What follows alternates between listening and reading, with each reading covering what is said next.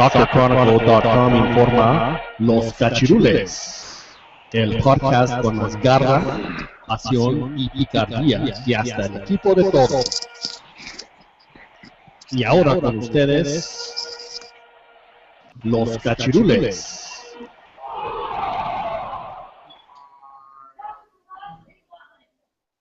All right, this is Los Cachirules, a semi-weekly podcast that talks about LigaMX, international football, politics, scandalous topics, and anything else we want to talk about for about the next 90 minutes or so. My name is John Jagu. We have our usual cast of folks with us tonight.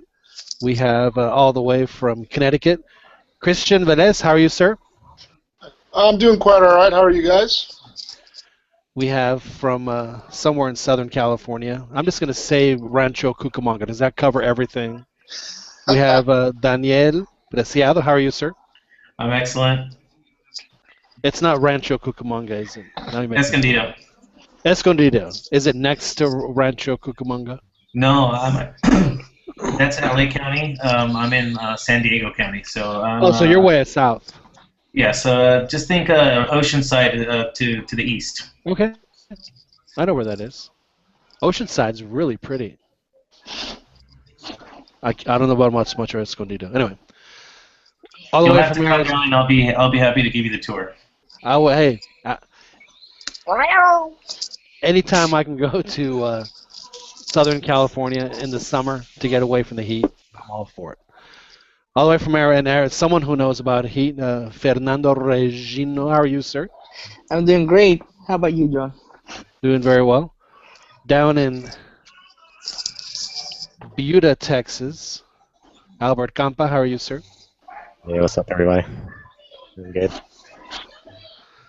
Up in Philadelphia, you can take him out of Houston, but you can't take the Houston out of the boy. Ronnie DeLuna, how are you, sir? Schiovo con el Chiovoli. And I am su servidor, John Jagu. Good to be with you guys. First topic, let's jump right into it. Chivas, they continue to suck. They're not in the Liguilla. Joel said something that was just sacrilegious earlier today. He said America needs to win the 13th to start a fire under Jorge Vergara's ass. I actually said that. Oh, is it you that said it? Well, I totally agree. I said that when I told Joel that, and he actually agreed. Yeah. That's the only way you can get better. Of course, they can win their 13th in the Clausura 16. Well, keep in mind, the winter transfer, you don't have a lot of preseason. I have never understood why a team would want to bring in like 4 or 5 guys in the winter transfer. We can talk about that later. Okay. But first of all, we have Liga MX, the Liguilla, the playoffs, going into the semifinals with 4 of what I would consider 4 of the maybe 6 or 8 historic teams, or popular teams at least, in the league. Tigres, who, even though they don't win much, are just, it's so much fun to watch a game from there because the crowd is always totally. Is it Aggie-like, the Tigres fans? Tigres y Locos. Yeah, they're a cult. Are they? Okay, Yeah. so it is Aggie-like. It is. Very. Well, maybe I don't know if I like them that much anymore. Anyway, so Tigres plays Toluca, the battle of hate between 2 coaches of Tuca and J.S. Cardoso. And then we have, of course, the Clásico, the Chilango Derby, Pumas America. Should be a lot of fun. Well, I'll throw it out there. Out of the 4 teams, who impressed the most? Single game series obviously would be America's 4-1. I probably would have to say that as far as playing 2 solid games. Hey guys. Yeah, Yeah, with to be with fair. with Gignac. Or Gignac by Gignac, himself. yeah, Gignac was lighting it up. Dom was lighting it up too. So I mean, overall, I think 180 minutes. I think I would have to agree that it was Tigres. Well, that makes sense. That they were the only ones that won both legs, and they did it in the style of Tuca. Did Jurgen Damm get hurt? Was he injured at the end of that? Well, he kind of looked like it, but I mean, I didn't read anything about it They afterwards. haven't made any clarification or announced any kind of injury. Yep. Well, I'm just curious, for the neutral, how many neutrals we have? I know Christian, you're a neutral, right? In these four That's right. games, That's right. So That's right. from a neutral perspective, He's not, what did dude. you He's see? a Chivas fan. Come on. Everybody knows. I'd say from my perspective, Tigres is the more attractive team in that sense because they have two young Mexican wingers that are part of their starting lineup. Most notably, Jurgen Damm is a player that I like to watch. I think he's come a long way since he moved from Tecos to Pachuca. His decision making has gotten a lot better, and I think the idea for him with his move to Tigres was simply to maintain some consistency before he makes a jump abroad. A lot of people didn't think that was going to happen because Tigres paid so much money for him, but I do feel like his involvement with the national team is going to help him attract some suitors as well. I mean, I know he already had a bid turned down before he moved to Tigres, but I mean, as far as the clausura, the Liguilla goes, I'm looking at Tigres right now. I think they've got something pretty solid going on, and I think Toluca, they could surprise as well. I mean, all four teams have done enough to really be in the top four, so it'll be an interesting series, to say They the were least. clearly the four best teams of the tournament, so it I only agree. stand to reason. Now, here's a question. Gignac has obviously done really well, and he speaks very highly of the league.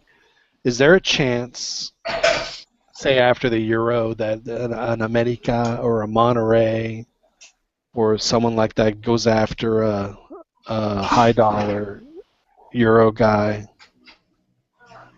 Most definitely. What do y'all think? It's possible. It's possible. I mean, Gignac has had a tremendous amount of success, but I don't know if that's circumstantial. I don't know if it's just a combination of the player coming to Mexico with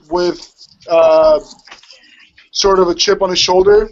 It's an interesting way to compete with MLS because MLS wants to bring in guys that are, have made a name for themselves. They're coming here to. It's like a stud fee, basically. Yeah. I mean, Ronnie and I talked about this a few weeks ago, and we wondered what kind of impact this would have, like the success of Gignac, and how would that work out for the rest of the teams that have the money to spend and bring, maybe shift their eyes from the South American market towards Europe and see who might be interested in coming. Specifically players that are not of South American descent. Right, That absolutely. are in Europe, specifically European players. At least of that level of Gignac. There are a number of players that could potentially thrive in Mexico, but I mean that remains to be seen. That Gignac coming to Tigres is almost the same as Tigres basically trying to copy when Chupete came from Chile to Monterrey. Yeah, they but got a great player, and I agree that player is amazing. I saw that Chilena he scored, that was out of this world.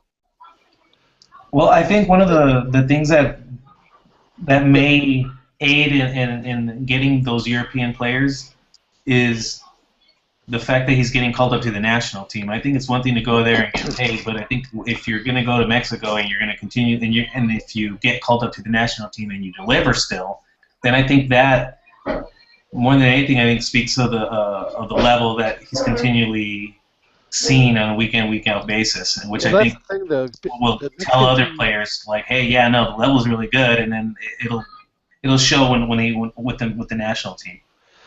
The biggest difference between the Mexican teams and the MLS teams is the Mexican teams have a boatload of money to spend, and they're not going to get like the Messi to the 100 million transfer. That's not going to happen. But they can certainly spend between 15 and 20 without breaking a sweat. Yeah. But that no level as reason well. I think the level of play, But that they're going to be seeing week in and week out, I think that's going to be a big selling point. I think also. Well, Yeah. here's another thing that's going to determine, if Mexico can get the European player.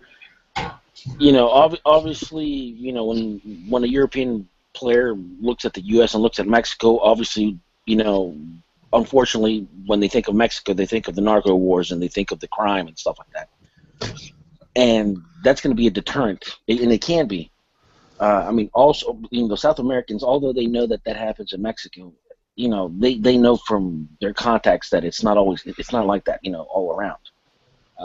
Mexico does need to clean its image a little in the long run. Not just for the sake of Mexico, but also for the sake of But this could go a long way what? to From help do the that. perspective of the French players, they had that terrorist attacking the city, and that was, that made a lot more headlines maybe than any Mexican narco wars recently. And what I wanted to comment too is you guys mentioned about the national team prospects for international players.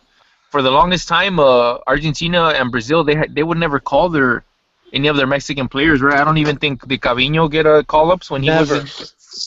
It's really kind of frustrating because they had no that was the weakest link on their 78 and 82 team. Yeah.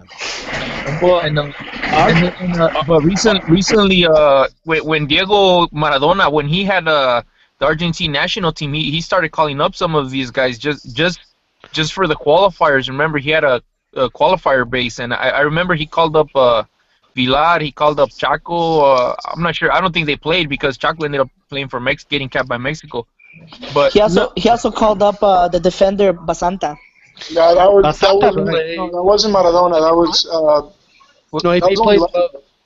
that was last year. Basile? Was that Coco Basile? No. Yeah, but he played in both. He played in 10 and 14. Well, keep in mind that in '86, Bilardo called up Héctor Celada, the goalkeeper for America, and he was part of the team that was in the World Cup. Obviously he didn't play, but there's been La Volpe too, right? La Volpe too. He It's a World Cup champion, man. No, he was, but he wasn't in Mexico at the time. We're talking about players that were in Mexico playing. He went to Mexico afterwards. Yeah, Celada was actually in Mexico when he got called up. Yeah, as of right now, you have the number 2 and number 3 goalkeepers for Argentina, both playing in Mexico.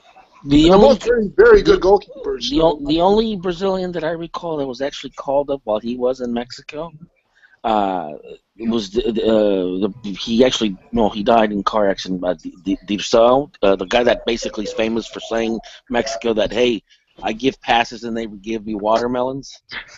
Yeah, that guy, Yeah.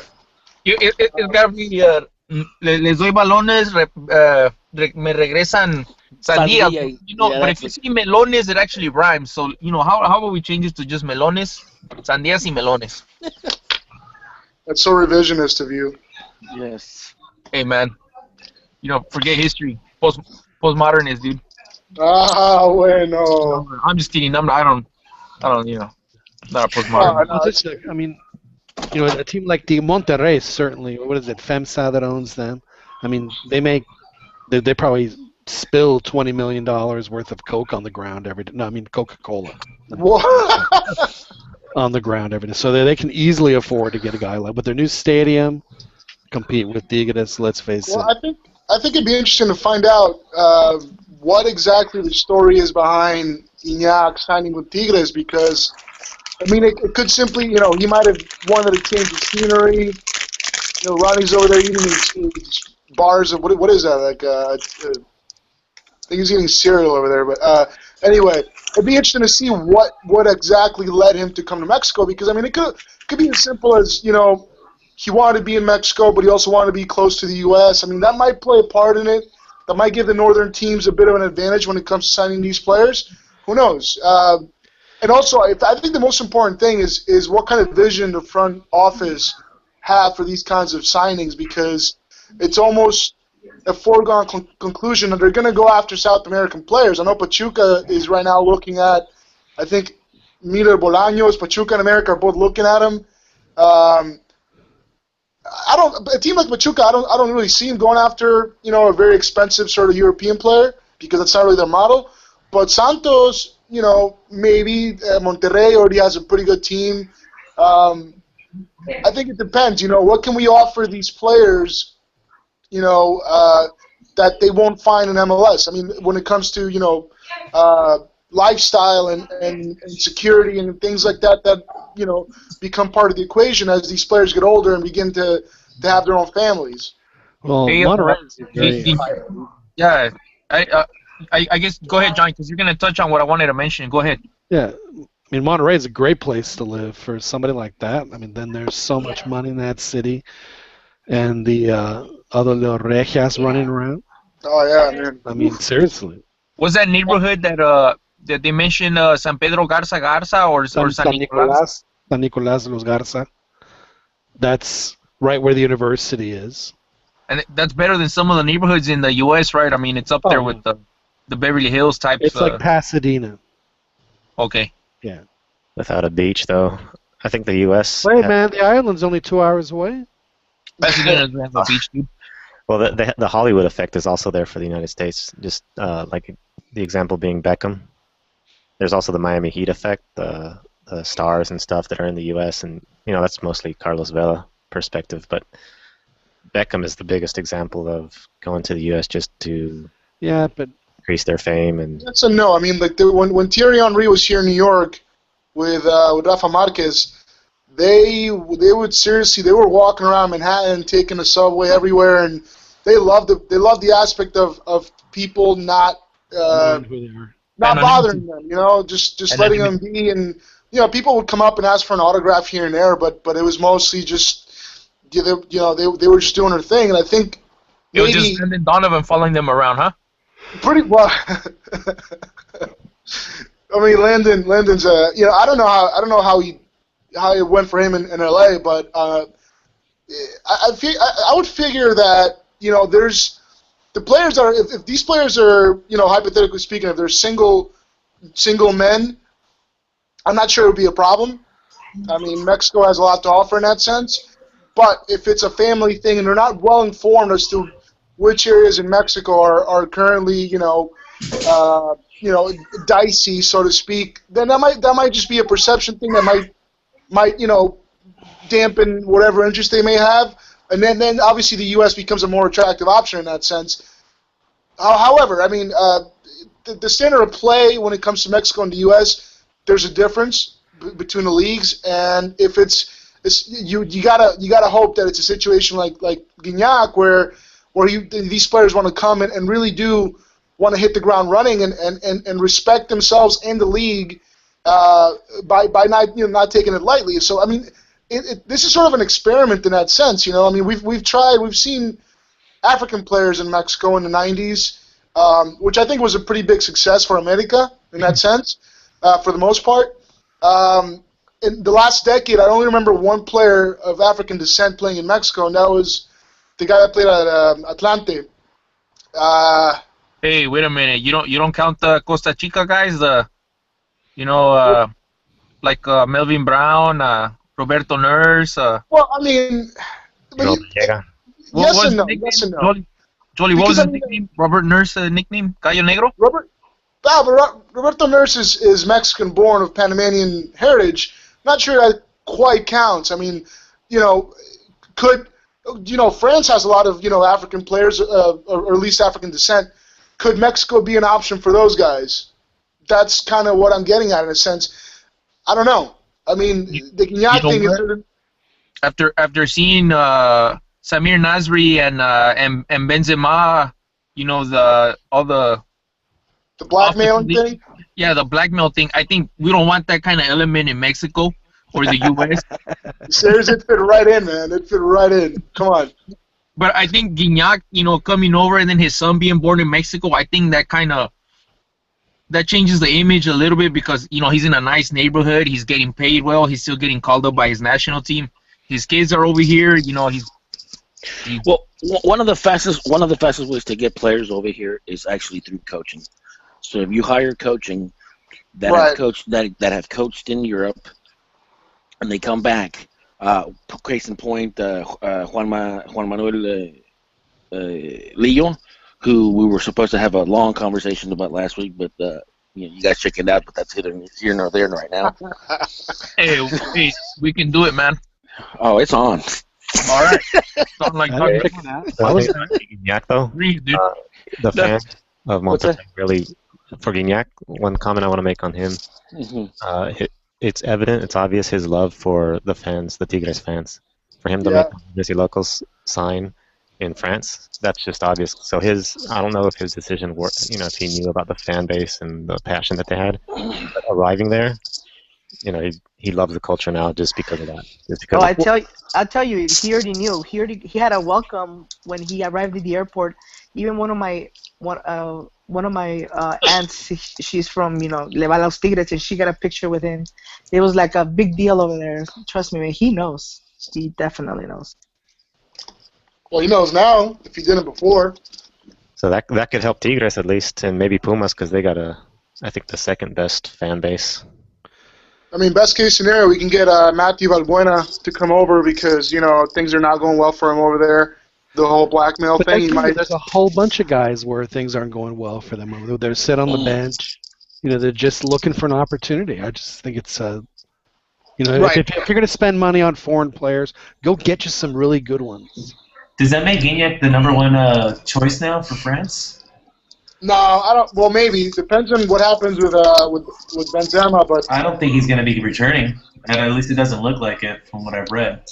They said a year. That he gets a year of jail time.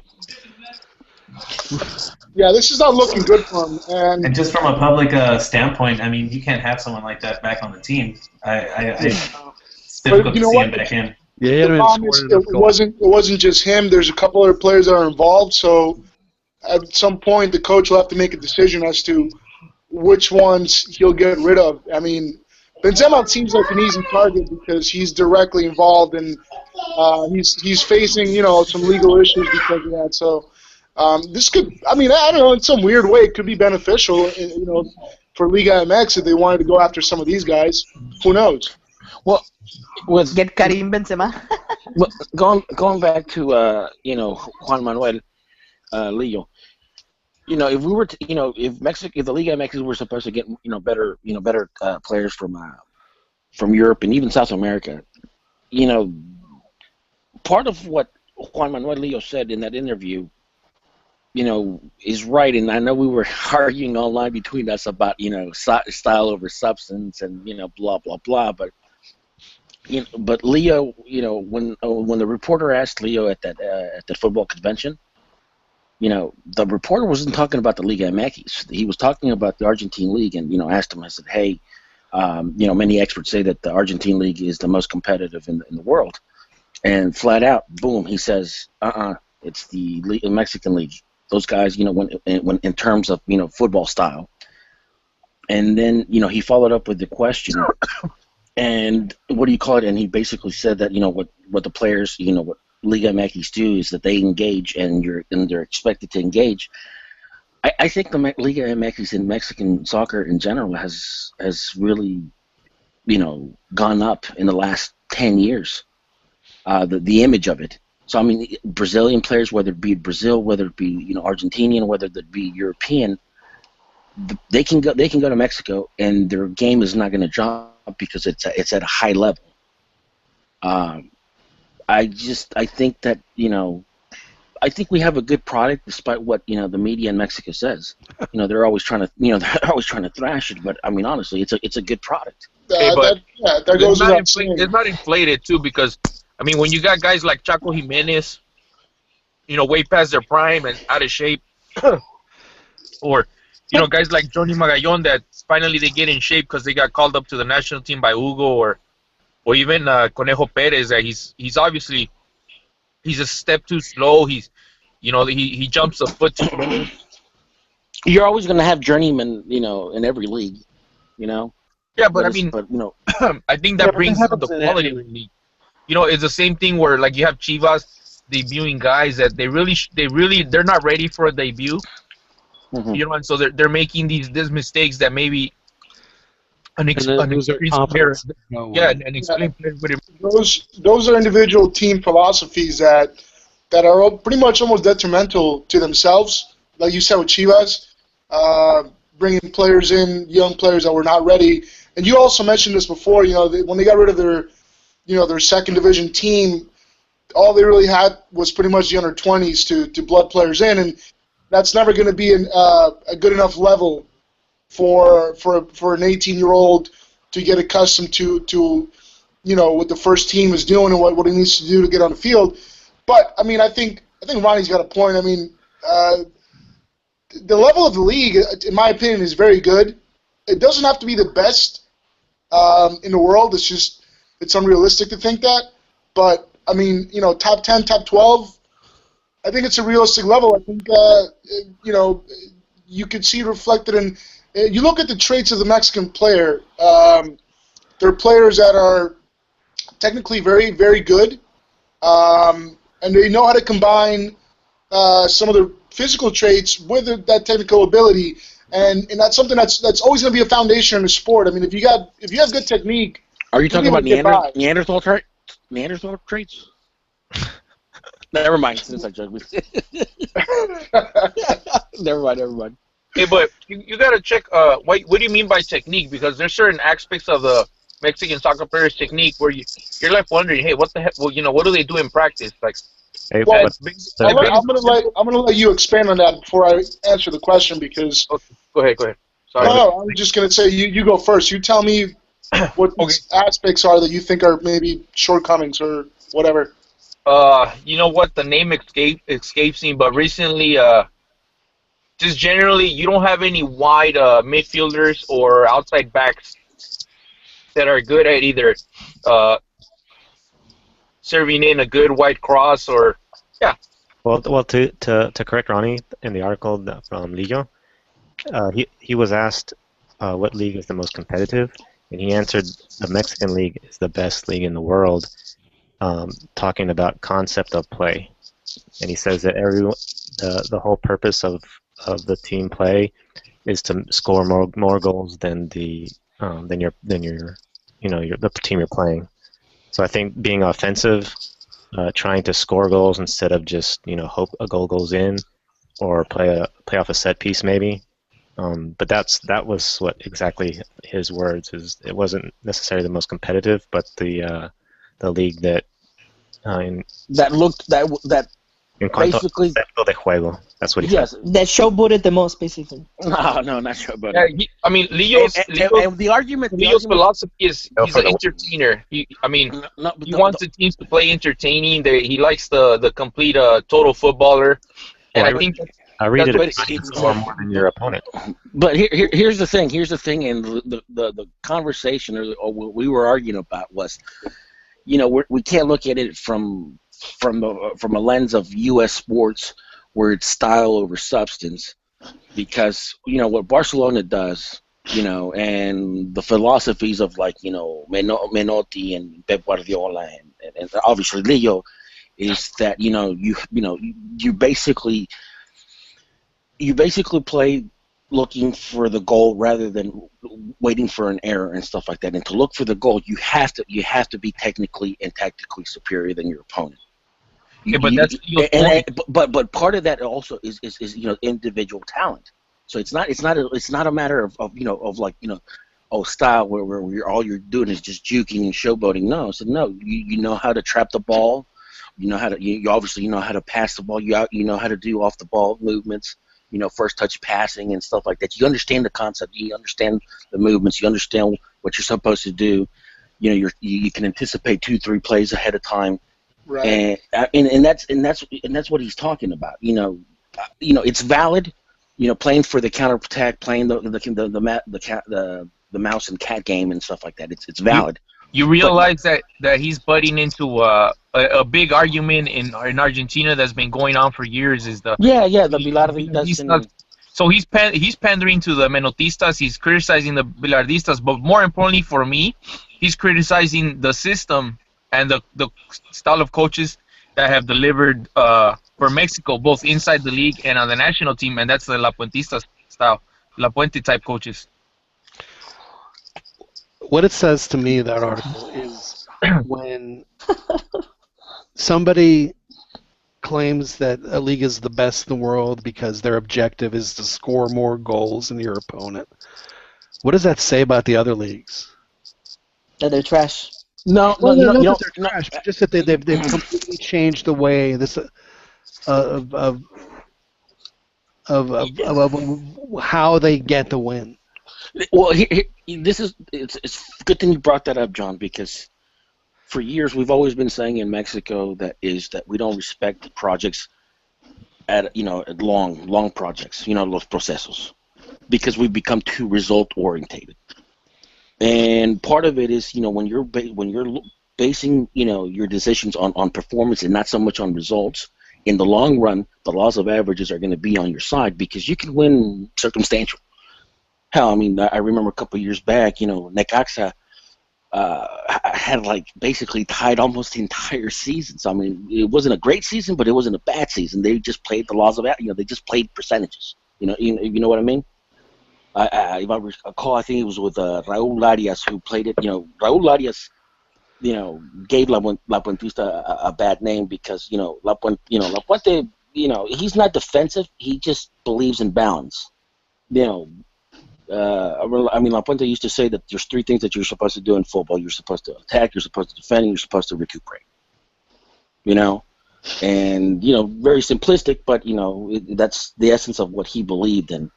I think that just looking at results and results alone is dangerous. Because you can win you can win by a penalty, you can win by a set piece, you can win by team goal. But when you're looking at it from a perspective of performance, of basically, always generating, goals, generating goal opportunities, sooner or later, it's going to work out for you. All right. Okay, but what's in relation to the national team, Ronnie? What do you think?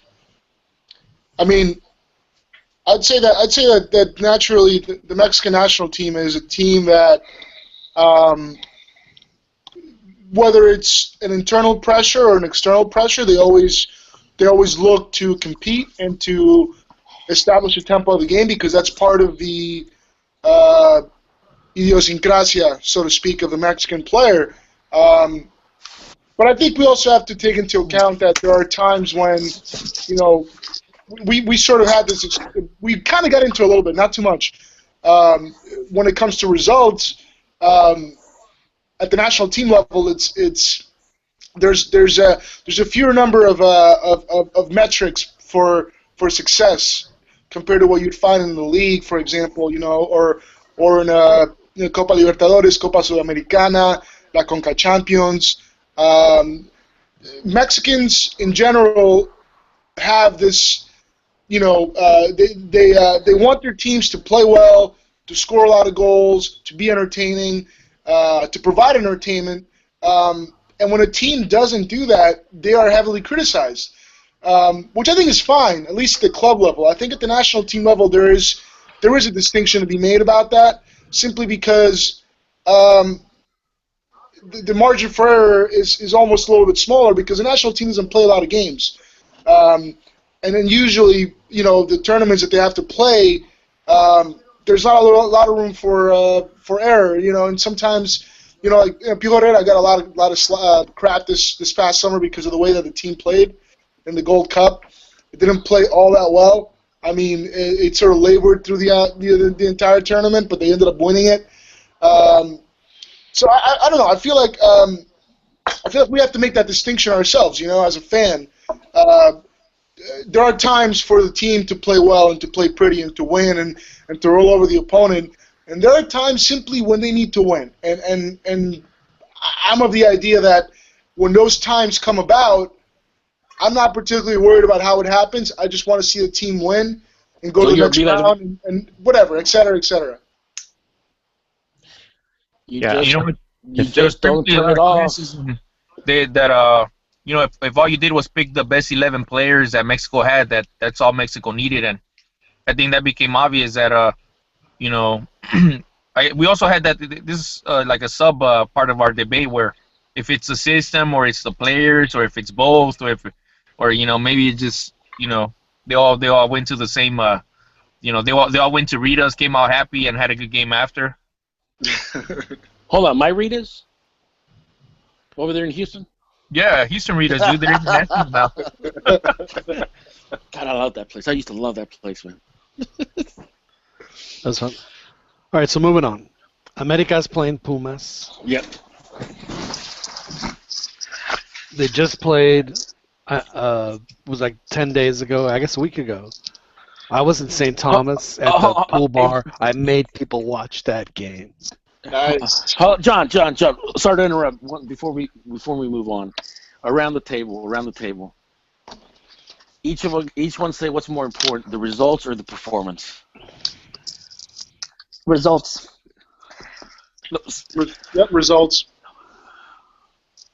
Well, you got to think results are more important, but if your results on a consistent basis are a result of bad performance, it's not good in the long term. That's what. Absolutely, I agree with that. You can just take a look at an example. You know, a lot of people here thought that Hugo Sanchez was, he's like the second coming of Quetzalcoatl or whatever, and he played, you know, really well in the Gold Cup, and in the Copa America he brought us to third place. But did all that substance get us anything? Nope. We were watching Confederations Cup from the comfort of our homes, watching the U.S. bunker all the way to Spain. So in the end, results are more important than whatever. And the bunker got him nowhere. But yeah, you know, It's true. you know what? To me, that's a trick question, Ronnie. No shit. It's a trick question, dude, because look, how can you say, you know, I mean, if you look at it, if you only look at results, so I understand kind of what you mean, but what you do is you adopt a system to get you the results that you want, and you stick with it long term until, like, I know, like in the Chivas board, we always talked about, like, hey, you know, we want to get Chivas back to winning. It doesn't matter if it's a La Puente type coach that, you know, that takes, or you know, or a pragmatic coach that takes the approach. Okay, he gets a lead, then he kind of sits back, absorbs pressure, and kind of tries to build on it via counterattack. And I think when you got a team like for example Chivas that has lost that winning tradition, and they have really bad management, you kind of just want some consistency, you know, where they're obviously safe from relegation, they're winning games. Once you're winning trophies, and kind of you're on a high, then and you have this safety cushion where your first team is delivering quality. You can start changing your approach and become into an entertaining team. And it's easier done at the club level. I think at the national team level, it's very difficult. Like Chris said, they don't get a lot of games together. You know, if like, let's say if you had your midfield and then a few other players on the same team, same club team, which goes back to having a good league, then it would be easier to kind of, you know, have a certain style that's very eye appealing. I think I want to give a real life anecdote. You know, and this it's not even soccer. It's actually baseball related. When I used to play baseball, you know, no, it's just real short. Real short. I was in a just send us the link, man. We'll read it later. No. I was in a serious slump. Dude. I was talking, I don't know, maybe about 10 games, 9-10 games where I wasn't hitting anything. Oh, great. Nothing. So you went to, that's what she said. No. What I'm saying is, I must have been like 14 years old, dude, and I was always I couldn't hit, but I couldn't do anything. You used to go to, what's it called? No. So then, and I just, like, you know, I was so down and just like no confidence. And I go up to my coach and I said, "Sir, coach," I said, I don't blame you if you don't even want to play me this game." And he just, like, looks at me and he smiles and he's like, "No, you're fine." Like, "What do you mean you're fine?" He's like, "What are you talking about?" And I said, "I ain't doing nothing." And he basically pointed out to me, he's like, in these past games, you've been hitting the ball really hard. I mean, I was pulling the ball. I was taking it opposite field, all line drives. Unfortunately, they were all just being caught. He says, don't do anything. Don't change anything. Don't change your stop. Don't change your batting stance. You're hitting the ball where you're supposed to hit the ball. Unfortunately, you have 9 guys out on the field that are trying to catch it. I said, it's going to come. So, I mean, that for some reason, that always stuck with me, is that, if something was working for you, and it keeps working for you, and you're doing it right, eventually the laws of Roger will basically be in your favor. So to answer it, I go over performance than results, because if you're performing well over a long period of time, the results will come. Anyways, all right, go back to LigaMX then. Yeah, Continue hiring. You can't have good results without good performance. It's come on. Okay. Yeah, it kind of goes hand in hand, I guess. Yeah. No, the Nads. I mean, there are teams that get lucky. The Nads. Well, would she say that? I don't know. There's a whole lot of Joel used to have like those funny like fluke threads. Remember? Yeah. They'll have like 80 minutes of mediocre performance, and then 5 minutes or 10 minutes of. And then I'll talk about how courageous their effort was. Like Tim Howard's 16 saves in the World Cup against Belgium. Game, yeah. Half come of those on. were right at him. I mean, it was just. But that's more of a style of play that's what the U.S. did in order to sort of close the gap talent-wise, and it became part of their DNA. So it's almost like when we talk about Mexico and players that are comfortable on the ball. I mean, that's almost a given for the most part. Any player that comes to a national team, they're not going to look at a place in that sense. They're players that are going to be okay with the ball at their feet.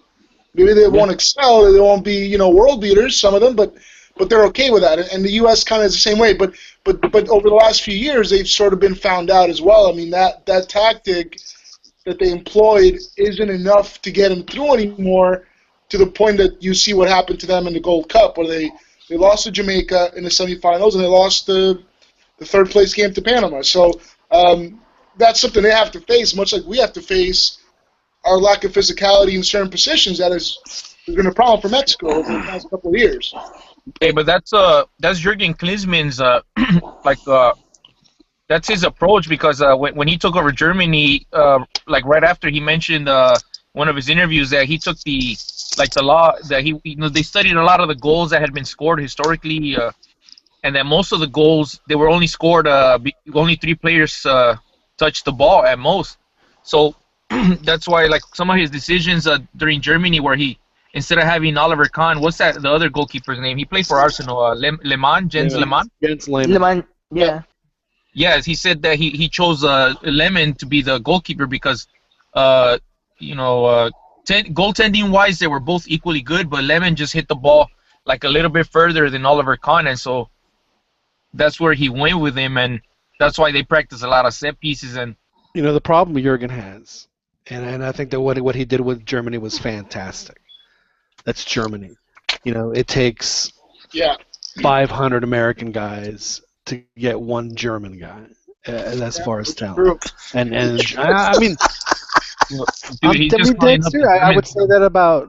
I mean, I would say it about Mexico too. When I was in high school in Florida, where it's mostly football, there was a German foreign exchange student who dominated.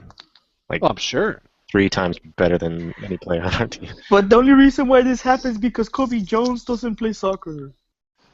No, he played soccer, dude. He wasn't maybe that good. Nah, I'm just making fun of that athletes, whatever. Theory where their best players are not playing soccer. No, it's not that. LeBron James. John, take us back to the playoffs. Back to LigaMX. Okay, we went off on a couple of tangents. That's all right. That was only 2 games. It's good enough. All right, so Pumas America. Who is Pumas going to play in the final? That's all I have to say.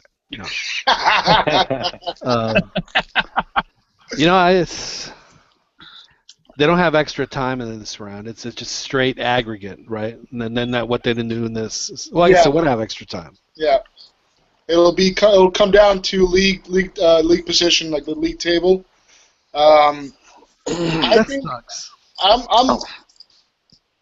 I'm not sure Pumas will be in the final. I'm going to say that. Just going to throw it out there. I don't see, and I'm not saying this because I root for America. I don't see Pumas in the final for two reasons.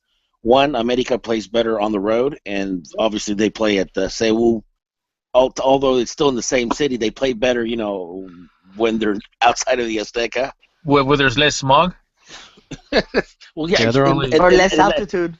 No, it's just they're really far apart, those two stadiums. I think it's like 3 miles. Yeah, I know, but I was like, meaning for some reason that psychological thing of not being at the Azteca just for this reason. I wonder if they're going to fly over.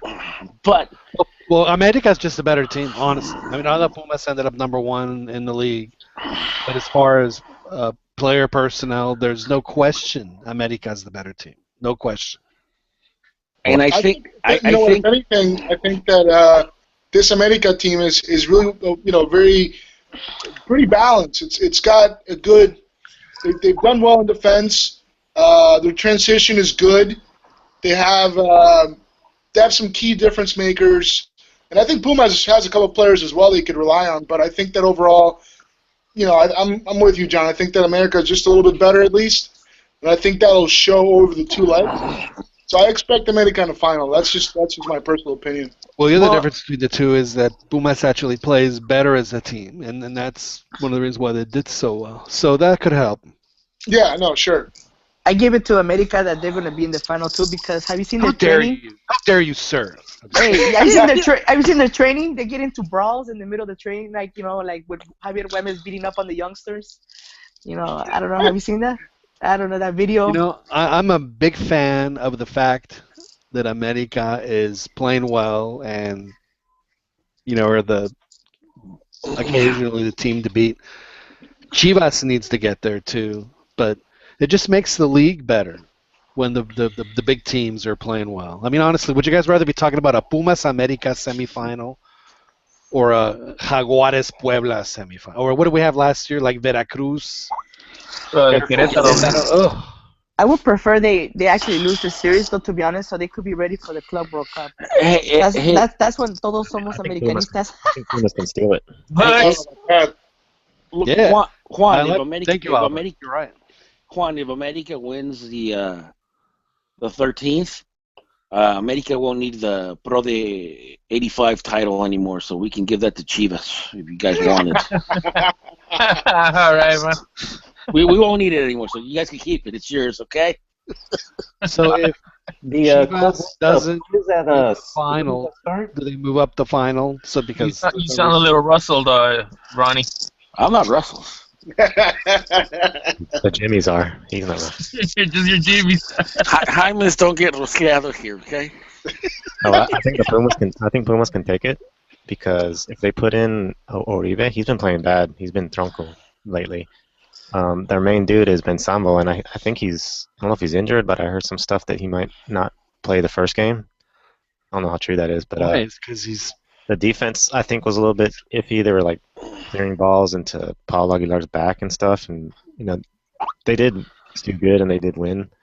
But I think Pumas, if they can play a little bit better than they did last series, they might be able to. Veracruz is think about it. It's easily the toughest place to play in all of Mexico because it's so humid. Over the past year, for sure. And then the team's been good on top of it. So yeah,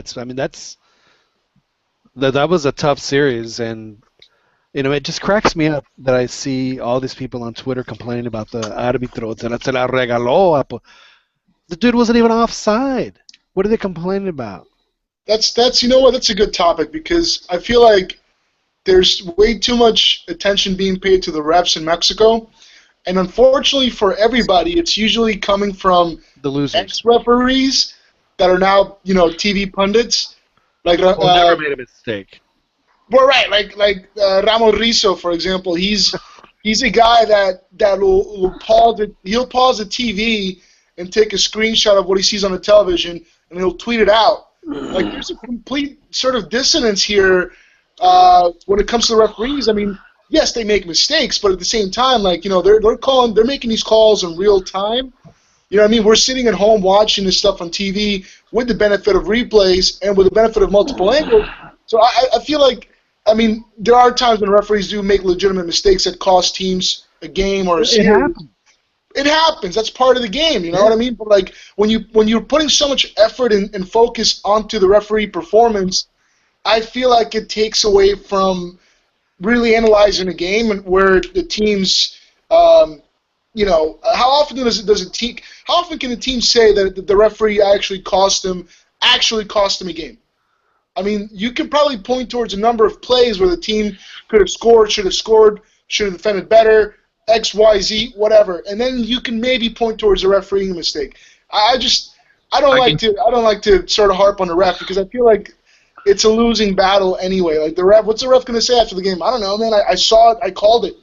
I saw it. That's whatever I called it.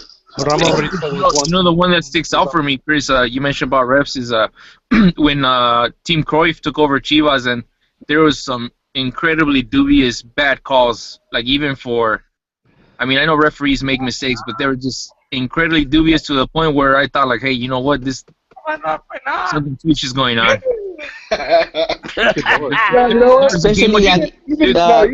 Santos, there's a game against Santos where Chiqui Dracula, 2 valid goals, he just waved them off. Oh no, you know, there was like a phantom foul by I think who was in Chivas at the time? Who was a forward? Rafa Marquez. Was it Ochoa?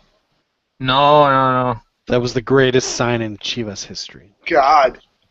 No, Ochoa was gone, dude. It was guys Lugo. like that give us hope that we could have played professionally at some level. Years ago, Ramon Rizzo was on the radio here in Austin, and I called him to the show, and I asked him, I said, "Are you just blind, or are you blind and deaf?" He did not think it was funny. No, he's a smug SOB, man. I don't. I look, Juan. I'll say this. I think that even in those kinds of instances, I would be quicker to point towards incompetence than I would be to point towards corruption. Not that it's unlikely, but it's just that a lot of those calls you can be like, oh man, shoot, like you got it wrong, but you know what? It sucks, whatever. But didn't he go to the World Cup after that though? He got sent by LigaMX to the World Cup. Good World Cup. Yeah, he went to the World Cup. Exactly. Man, I was so scared in the World Cup that he was going to decide the Brazil-Germany semifinal in just one of those awful letter of the law. Oh, you had to have ball for 7 seconds, goalie. You know, indirect. You know, something just absolutely protagonistically terrible. But the Germans took care of that, so we don't have to worry about it. Yeah, that's right. He took mercy on him. Didn't even have added time. But he's all right. 90 minutes. We're done. Yeah. Hey Juan, I want to get out of here. hey Juan, I got a question for you. What's up, dude? If America and Toluca both reach the finals, who would you root for? Because one, you have America who would be getting 13th title if they win, or you would have Toluca that would get the 11th title and tie Chivas. You know what, man? I would root for an asteroid strike to hit the stadium at exactly that moment. So which one, though? What do you want out of the scenario? It will be canceled. Yeah, asteroid strike. No, come on. Rock her hard on. What? He in the cave, waiting to come out later. Yeah. What scenario? What do you want, America or Toluca? I think he prefers winning Copa MX. That's messed up, man. Hey, you know what? That's right. Jolie was talking about that. You're not allowed to win both tournaments. So, I mean, Chivas got their win already, dude. Come on. What would something this tournament? What would sting more, America winning the 13th or Toluca tying you guys? You know, I think. I mean, if they deserve it, they should take it. And I think America winning the 13th and winning a few more, that would definitely that would put a lot more pressure on Vergara, and you know, hopefully that's I mean, short term it might look bad, but maybe long term for Chivas, you know, Vergara will have to sell the team to the right owner. I have a question for the Chivistas. That's the owner that wants to turn them into a feeding club like Pachuca. Go ahead, sorry. I have a question for Chivistas. How many titles has America won since Vergara took over? 3. Oh, yeah, I think with Carrillo and then with Piojo they won 2. Yep. Okay, so if they won 3 and it's still getting light a fire, what makes you think this couple more is going to light up a fire? Well, keep in mind, since Vergara, America have won what 3 league titles. They've won what 2 CONCACAF. They've gotten what the Super Cup, if I'm not mistaken. So I mean, they've gotten some silverware. Chivas was the first team in CONCACAF Champions history, Mexican team, to get eliminated in the group stage. I know. That's an achievement right there. Against a bunch of car washers, dishwashers, fishermen. Didn't America also get eliminated by that Panama team? But it doesn't matter. They were doing Teleton there. What were they called? Celahu? Celahu. And Piojo was the manager at the time? No, Yeah. Chelahu beat Chivas. Oh, that's right. That's right. Yeah, the ones that were eliminated were. San Miguelito, wasn't it? San right. Miguelito. America was eliminated too. That's embarrassing as hell. But that was against San Miguelito. Alajuelense from Costa Rica. So I mean that sounds a little better. Oh, so they're like that is semi-pro. respectable, I So guess. They had that Panama team in there that gave them problems too. They had The Panama teams are actually really decent. I mean, Chivas has lost to Helaju, and they lost to West Connection or Defense Force. That I mean, these guys are a bunch of Chivas lost. They're a bunch of. all this is very true. Hey, but the Chivas fans, they're still around. They're not going into hiding. You know, disappearing for a few years. They're hiding behind the Copa MX, you know. Oh, really? So, Juan, so are they sitting behind their seats at the stadium where I can't see them then? No. Stop pretending, dude. That's Jolie. Damn, man. You know what I figured out about them? They're having financial troubles. You can't sell any seats. I just like to think that all that the sea of red, that it's just people sitting with the red, shirts, Chivas shirts, as opposed to it's the color of the NPCs. seats. Hey, dude, I just want to psych myself. Check Stadium in the Clásico. See, this is what a media Chivas. Vergara is. You know what he should do? He should move the cameras to the other side of the stadium, the full side, Yeah. so that when they're playing, it looks like the place is packed. You guys think I'm kidding? You know what? Or just replay video of when Chivas plays America in Estadio Azteca. I'm serious, dude. Until they should just play their games at the 13 de Marzo where Tecos plays. Why don't they just play them on like Monday night or Friday night? Well, Friday night not so much, but at night. The move to Omni Life Stadium actually it hurt their attendance more than their losing record, because in Estadio Jalisco they were pulling a crowd. It wasn't. Estadio Jalisco is easy to get to. Yeah, other places it's like. Omni Life is it's not in Guadalajara proper. It's actually in Zapopan. So it's kind of a ride. Nuevo Vallarta. No, I'm just kidding. Have you guys ever been to FedEx Field in Washington? Anybody been to FedEx Field in Washington? Nope. Yeah. Okay, it's 90,000, and there's one road in and one road out. That sounds like MetLife Stadium here in New Jersey. It's the worst. Really? The worst. Won't be lazy. Yeah, it's right next to 95, and it's just not. It's not fun, man. I've been to the Texas OU game every year for the past 20 years, and I have never run into a traffic jam because there's so many ways to get out of the Cotton Bowl. And of course, everyone takes the interstate.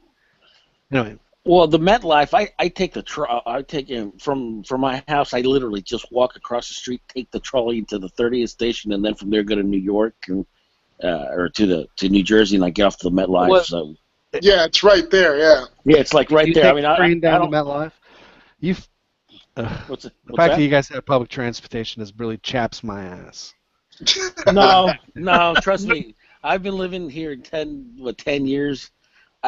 I still like the way things are done over there in Texas, okay? Oh, don't get me wrong. I like having a car, but if I have to have a routine of going somewhere, public transportation. Well, here's my thing, though. The first time I actually ever got in public transportation, was in it was you're gonna laugh at this one. It was actually in Europe, in Germany, because and damn, like I was seeing all the damn women there, and then I come up here and I used the damn public transportation. I'm thinking, shit. Sorry, you're gonna have to edit that out, Beto. It's just, With the amber lamps. Nice. The amber lamps. yeah. You ran into the amber lamps when you got on. I don't know. I just don't like taking public transportation over here for some reason. I love Para los de la high. the metro in Mexico City because I am a good head taller than everyone. It's hilarious. I feel like a giant. Wow. Surrounded by hobbits. Well, not that small. So give me y'all's picks. I should say public transportation. I should say train because buses. I've taken plenty of buses, but I should say trains. And trolleys. In Europe, I like taking the buses more because you could see the city. Parts that you'd never. And you go, oh my God, I wanted to go. That you would never see in the subway. So if your city is really scenic, there's a little tip for you: take the bus. All right, let's do some picks. Who is going to make it to the final? Christian, who you got? Oof. I'm going to go with America Tigres. I think it's a more logical final. Yeah? Yeah, I'm going to go with that. Daniel? Yeah, I think America Tigres. Both of y'all suck. All right. I wanted to say Pumas. Fernando. Liguilla win, but America and Toluca. Just Gignac is good, but he's not good enough. What? Wow. Well, there you go. What were you saying, Daniel? oh, nothing. I just it'd be nice to see Liguilla lift another trophy. I guess he's the one person I'm rooting for. So I am hoping Pumas wins, if that means anything. Man, that dude still has a shot. He's fun to watch. All right, Juan, who you got? You know what? I'm gonna go out on a limb and say it's Pumas and Tigres in the final.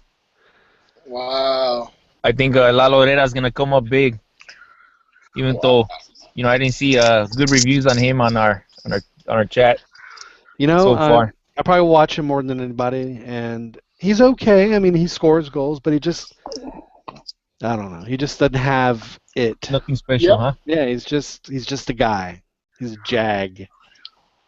Watch Picolín have the game of his life.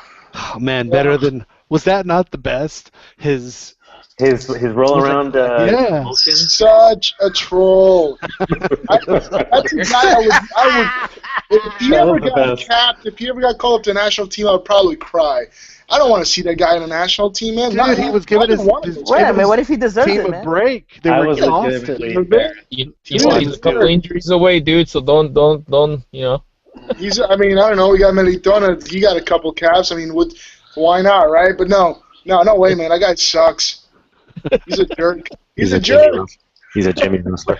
Yeah, come on. You don't want to punch him in his face when you see him rolling around like that. It's like, go jump off a window, man. Just go die. Yeah, he's wrestling the other team, man. Yeah, exactly. Fair play. He's not even Russell now. I don't.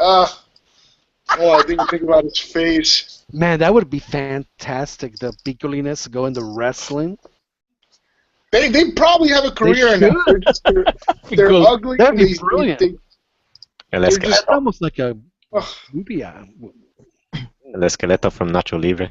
You gotta wonder. I think one of those guys is married, and you gotta. I mean, obviously we're all old enough to know that looks are not everything. But for Christ's sake, man, that guy is just. The guy's not a looker, man. Neither one of those guys. I mean, those guys are just. Ugh. I used to joke with Martín del Palacio about every time he's like, man, who should I vote for Player of the Year? And I always respond, well, which one of the two Picolines do you like? And, That's great. It's a running joke. Okay, so Juan, you say Pumas Tigres. Is that correct? Juan has been muted. Yeah, that's what he said. All right. All right, Oh, Albert. yeah, sorry. There we go. There we go. So you said Pumas Tigres, correct? Yeah, Pumas Tigres.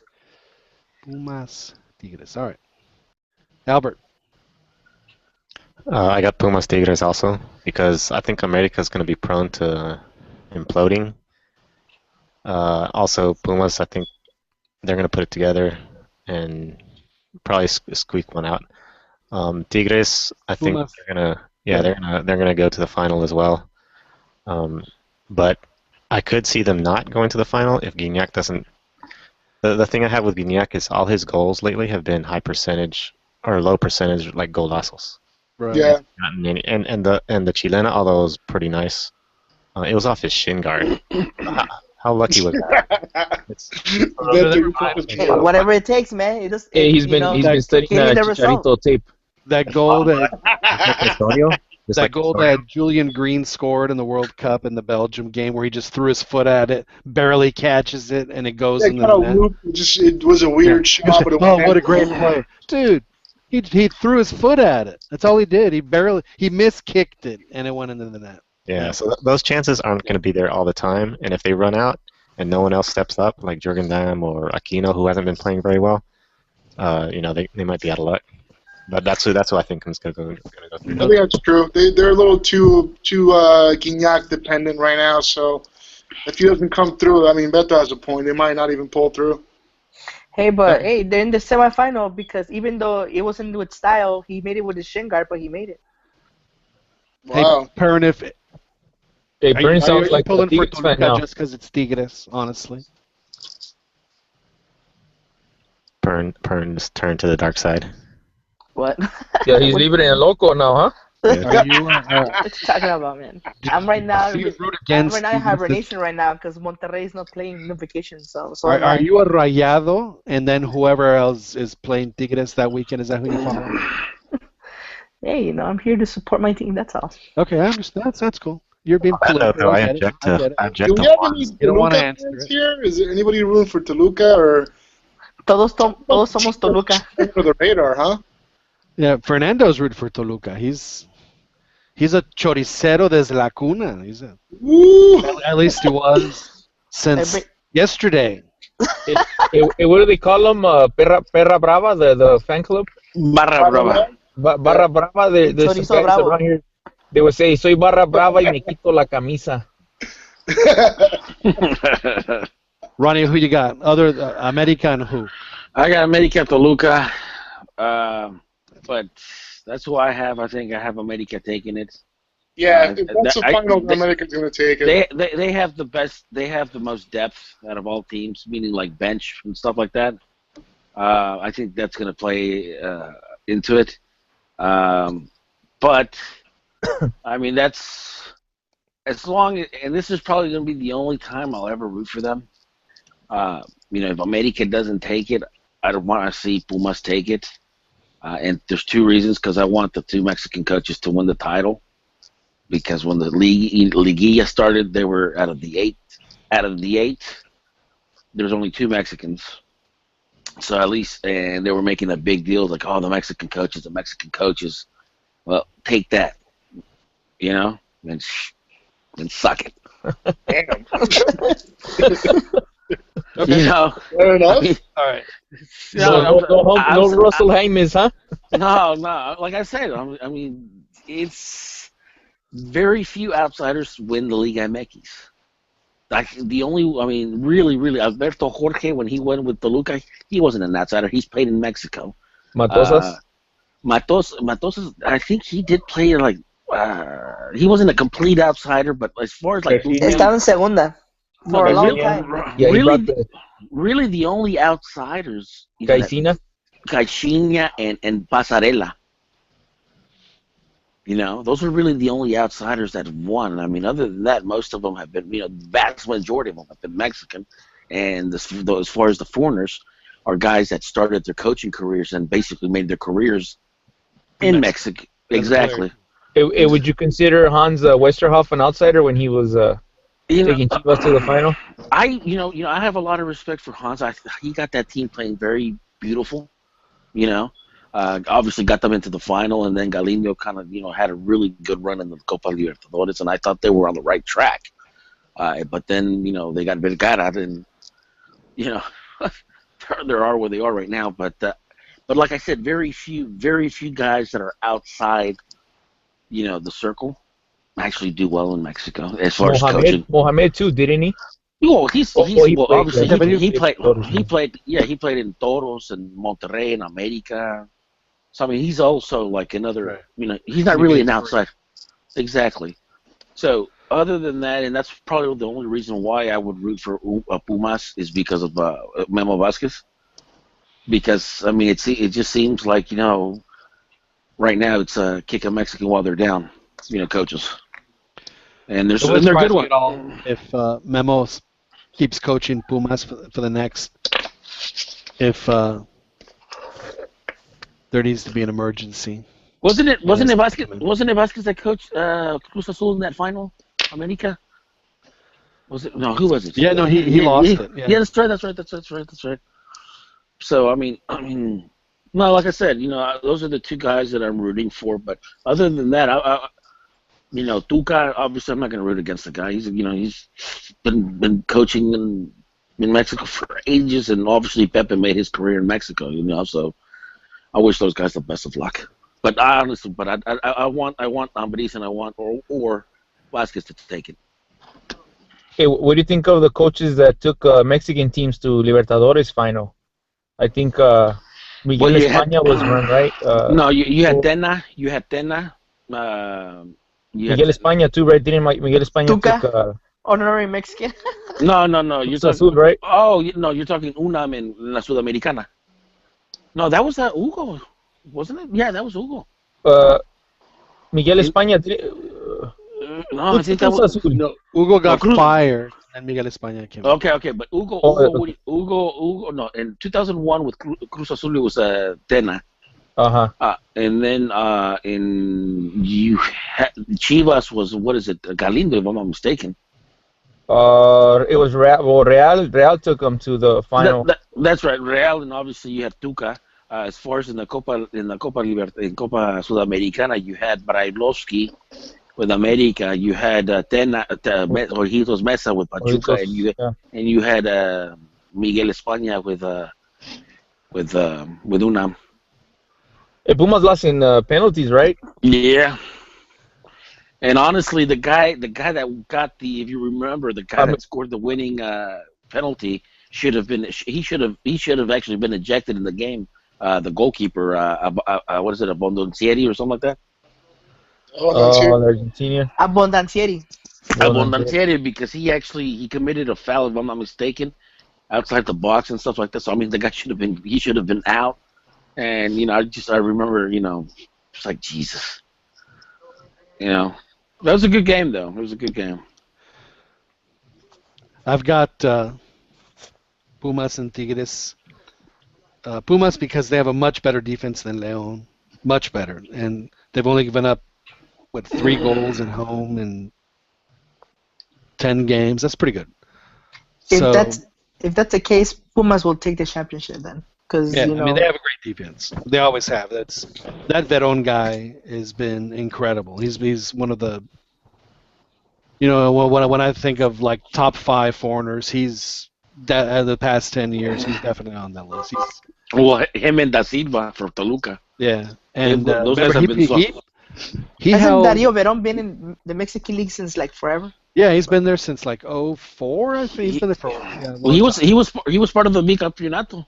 Yeah, because they played on the Libertadores and they liked him, so they plucked him. And I mean, he played in the quarterfinal against Spain and had a really good game. Because Spain won 1-0. What is going on? Do we need to leave the room? I hear a lot of heavy breathing. Anyway. I think that's Ronnie. No, I'm fine, dude. Anyway. That's it. He played in the quarterfinal and held them to goalless because the guy was on a penalty kick. But they had a really good game. And he had to come in as an emergency substitution. Well, not emergency because of a red card accumulation. So, yeah, he did very well. And then the other side, I just think Tigres has way too much for Toluca. I think Toluca's a good team. They're not a great team. I think Tigres has the potential to be a great team. As far as Gignac, if things don't work out, I think they have really good depth, and they can bring in, I forget what his name is, and he's got a guy like Chilindrina to put in the last 50. I mean, it's incredible how many goals that guy gets in the last 10 minutes of a game. It's just what a great guy to go to. So he could definitely. It's make a Rafael difference. Tobis is the other guy. Oh, Sobis, yeah, he could turn it on whenever. And I think they also have a great defense. So those are mine. And it'll be the stingiest final you'll ever see. Tigres and Pumas. It'll be 1-0 over 2 games easily. Bunker Fest, huh? Oh, well, not a bunker fest. Just both guys play. They don't take risks. They just play.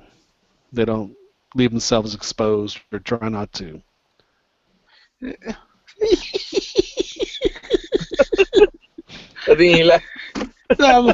I saw the Cachirules thread when Holy posted. Oh. What did he say? No, it's what he posted. Oh, the picture. Yeah. Yes. Yeah. Yeah, the picture. Yeah. Joel. He posts the weirdest photos, dude. He does.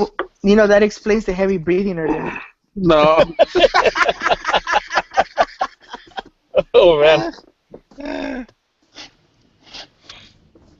Just saying, I was like, wow. So, Excuse me.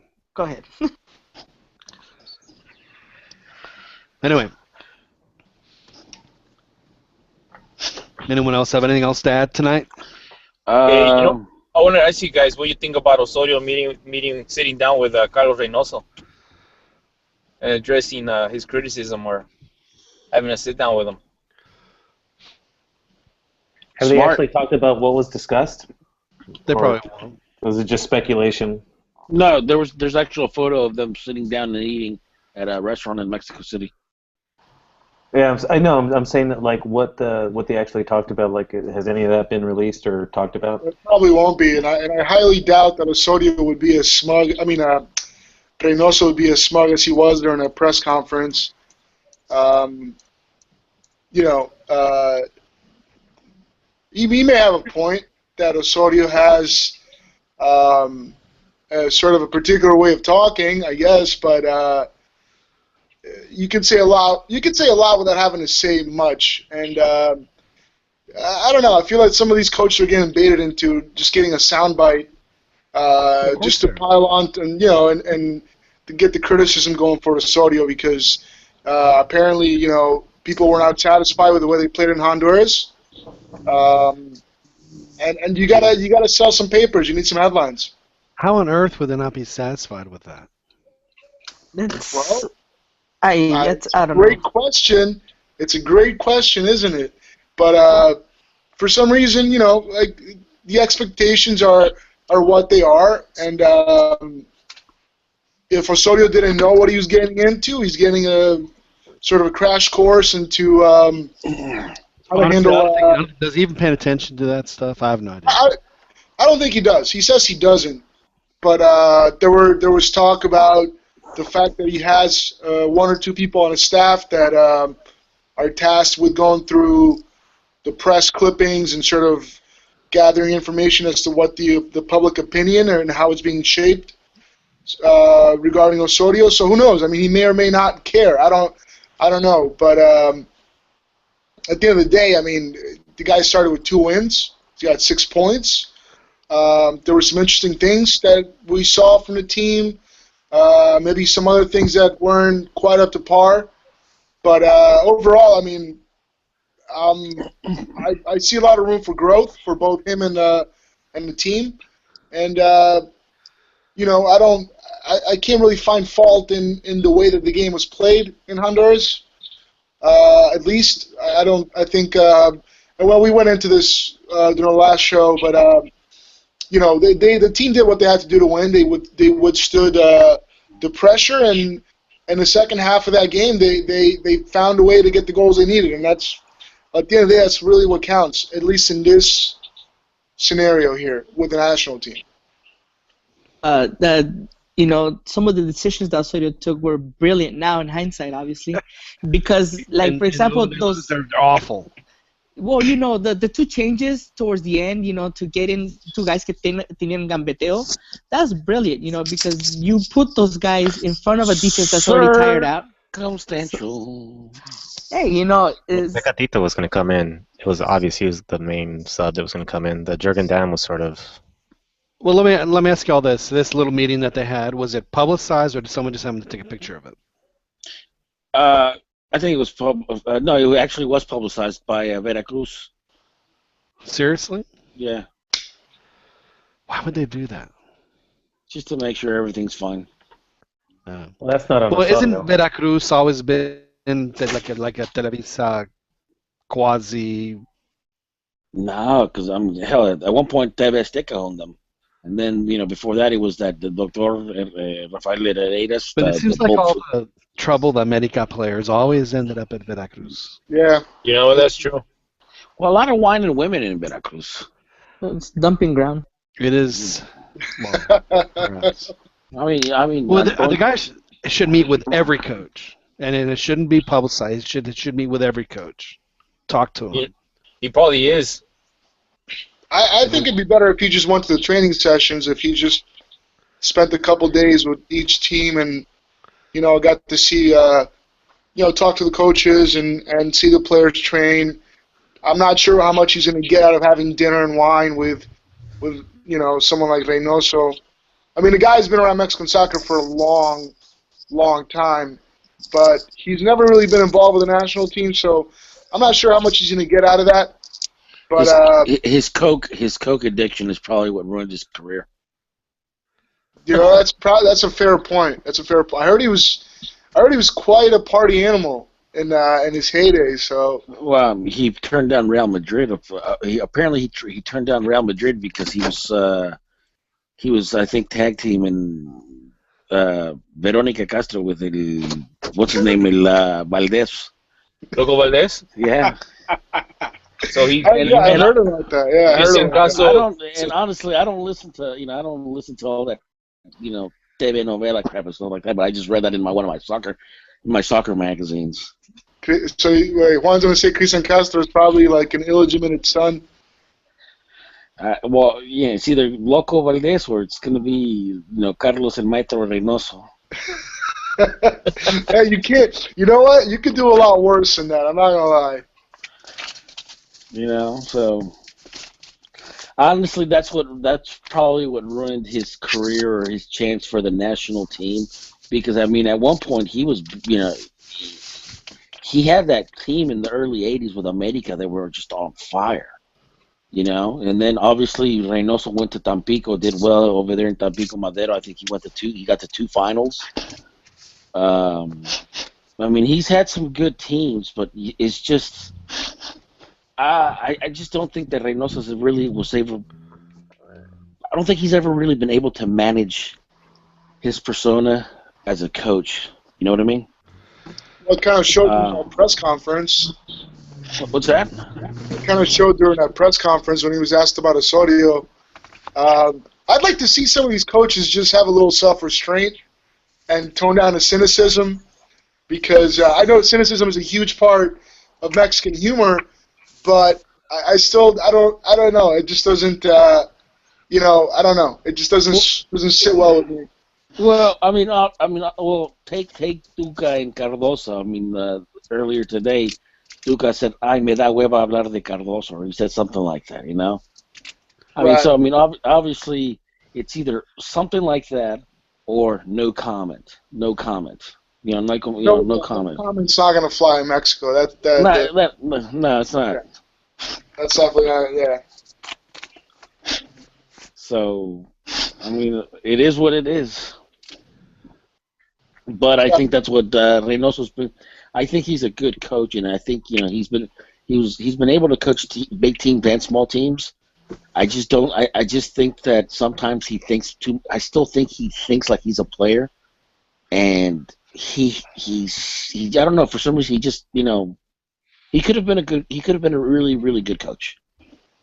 Yeah, that seems like something that some players would love about him, but it also could get in the way with with discipline issues if the players don't respect him in that sense. Well, I mean, obviously when you got a coke habit, or an ex-coke habit, I mean, obviously that's going to carry you. Even though you may cleaned up your life, people remember things like that.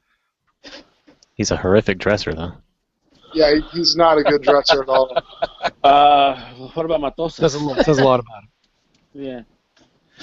I like him. Also in that sense, is similar to Tomas. Confident man. Because Tomas Boy was kind of because Reynoso, he was late '60s guy, right? No, Reynoso. Well, yeah, Reynoso came into Mexico in 1970. Oh, so it was early '70s. He came with America in 1970, and he retired, I think, in 79, 78, something like that, or may something like late '70s. That's basically when he retired. Right. Yeah, because that's when boys started playing, and they're very similar as far as how they played, and apparently very similar as coaches. Because doesn't Tomas Boy have a massive drinky problem in that? Isn't he an alcoholic? Yeah, when Boy was with Tigres, he. Even as a coach, isn't he a functioning alcoholic? Pues tiene la jeta de borracho el güey. He looks the part. I mean, I'm being dead serious. I mean, I've heard that from many people that he has his wrist gets a workout. Like chaqueteándola? Maybe they both wrists. Then Got the Popeye wrist, huh? Yeah. So it's just interesting that they can't. But I'll be honest. Obviously, Boy hasn't won in Mexico, but he won as a player. Yeah, he did. He won as a player, a national team player, obviously. But I mean, I'll be honest, dude. His teams have been exciting to watch. They're pretty fun teams to watch. Like obviously with Atlas, they were pretty fun to watch. Also with Morelia, remember those brawls against Cruz Azul? Man, he hated Hugo Sancho. Hated him as a player. I think it was jealousy. Well, I'm sure it was. I mean, the dude could have easily have gone anywhere. As a kid, you don't really know what a midfielder does because you're just watching the guy score goals. Well, you knew what he did. I mean, it was impressive. He was a great player. Great player. When they scouted Hugo, if I'm not mistaken, they were actually scouting for what's his name? Mendizábal. That's who they were scouting, and the history now. Yeah. But yeah, boy, he's. I don't know. I think he's. I mean. They tolerated each other at the World Cup because Boy was the captain, as he should have been, and the 10. So. And Hugo, I guess what it was is because that team took a year off and went and played all over the world. But Hugo could only join them during the breaks that he had. They didn't have Fecha FIFA back then. Yeah. So I think there was a lot of resentment, not just from him, but from the other players as well. Well, keep in mind, Tena should have been on that team. Capitan. You're gonna start with the BS about the shoe. Yeah, exactly. There's no validity to that. Mexico's best. It was because he was banging somebody he wasn't supposed to be banging. Come on. No. I'm dead serious. Escaraga's daughter or something? Yeah, somebody. He was taking junior swimming in a forbidden pool. No. Yeah, absolutely. Well, keep in mind to give the excuse. Oh, well, he's a Nike guy, and we're Adidas, and we're not. Come on, all you have to do is put tape on that, and it's done. Well, keep in mind, if he did something, to America or to the president or to the club owner, he would have. He still was a America player for a couple of years after that, and then not to mention he coached them. Hey, Ronnie, you got a cold, huh? That's what I'm saying. They said, hey, we're going to let you keep your career, but the World Cup ain't happening until we get the DNA test to make sure it's not yours. That's right. I'm telling you. Hey, so you guys think Cuauhtemoc did that to La Volpe's daughter as well, or one of his daughters? No, I think that was she was married to Duilio. Carlos Vela as well. No, that's Chiquis Garcia. The Carlos Vela thing is, I think it was a mutual parting of ways. I think that he definitely was.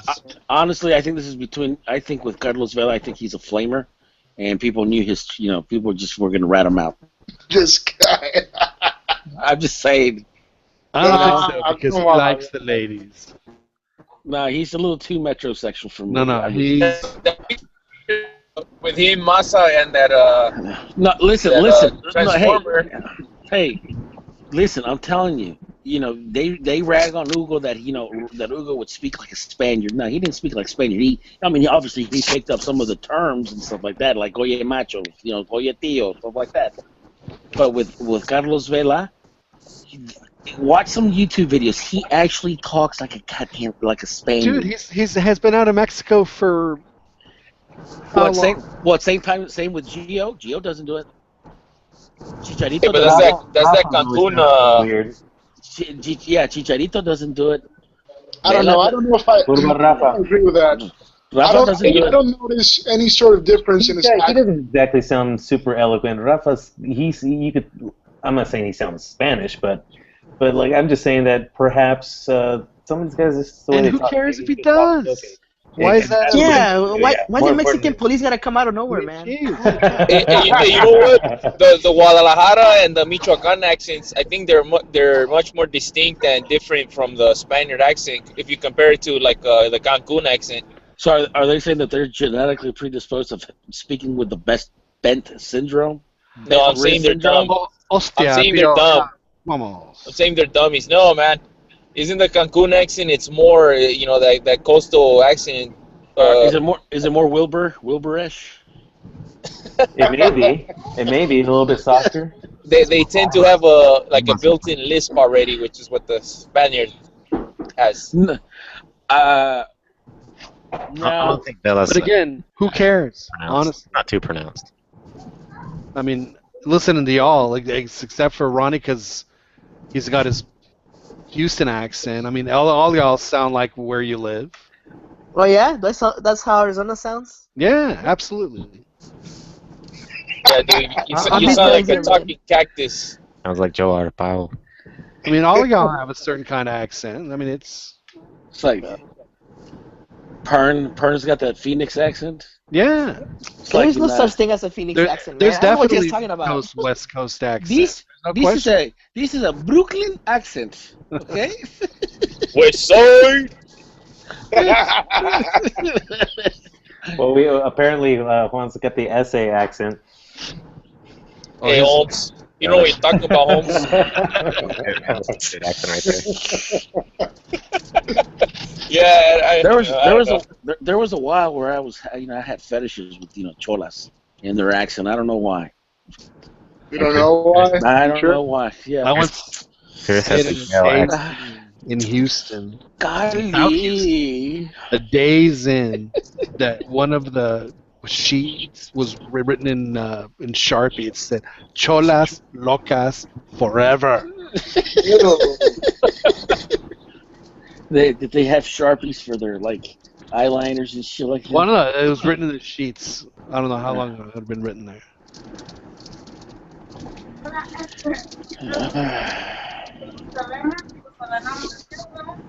All right, gentlemen, this looks like a good place for us to wrap it up.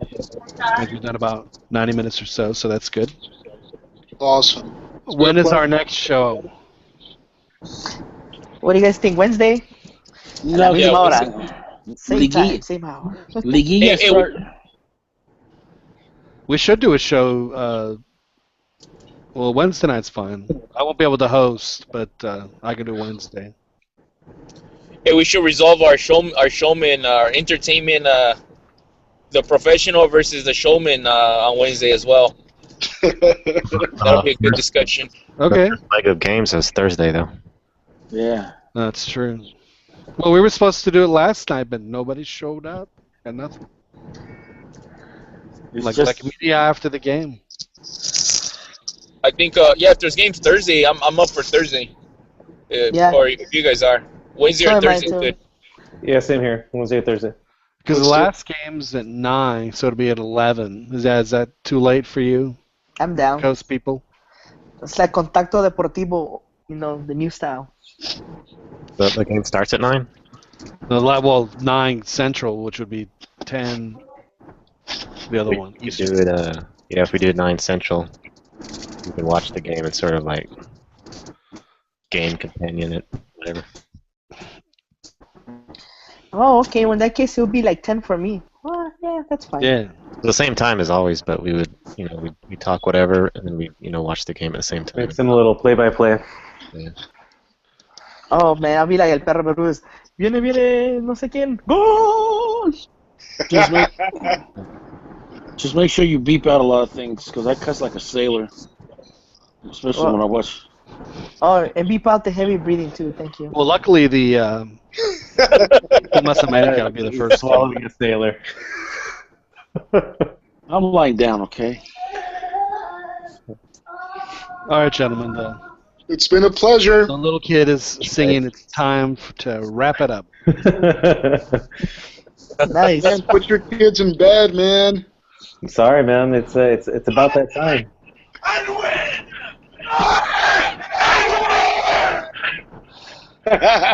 We should end every show like that. Nice.